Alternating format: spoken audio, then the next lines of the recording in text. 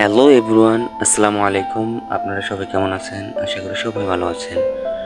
রাঙ্গামাটি ঘুরতে আসছেন কিন্তু শুভালং ঘুরেন না, এইরকম কিন্তু কেউ নেই। রাঙ্গামাটির অন্যতম সুন্দর একটি জায়গা হচ্ছে শুভালং। শুভালং রয়েছে ঝর্ণা, বিভিন্ন পাহাড়ি মার্কেট এবং বিভিন্ন দর্শনীয় জিনিসপত্র। তার মধ্যে আজকে আপনাদেরকে দেখাবো আমি পাহাড়ি মার্কেট।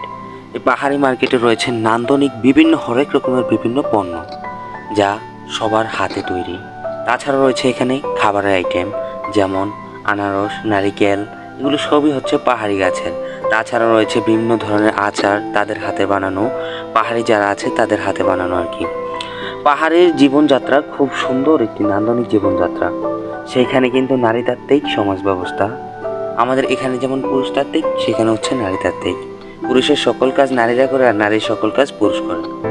আর এখানে রয়েছে ঝুম চাষের বিভিন্ন পণ্য সামগ্রী।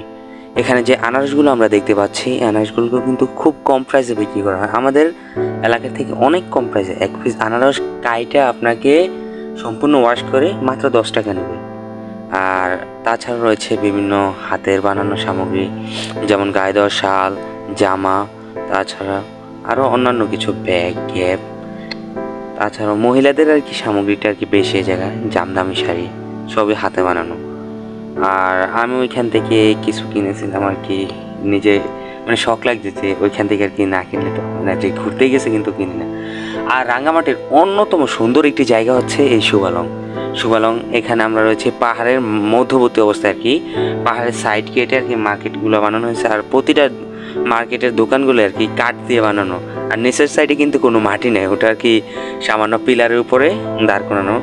আর সামনে মানে একটা দোকানে আর কি অনেক রকমের আইটেম পাওয়া যায়, বড়ই, তারপরে খাবার জিনিস, এমনকি কাপড়, মানে হরেক রকম, মানে এক দোকানেই সব, মানে একই সব, একের ভিতরে সব।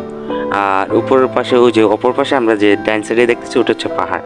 আর ওই পাহাড়ের উচ্চতা হচ্ছে প্রায় 2000 ফিট।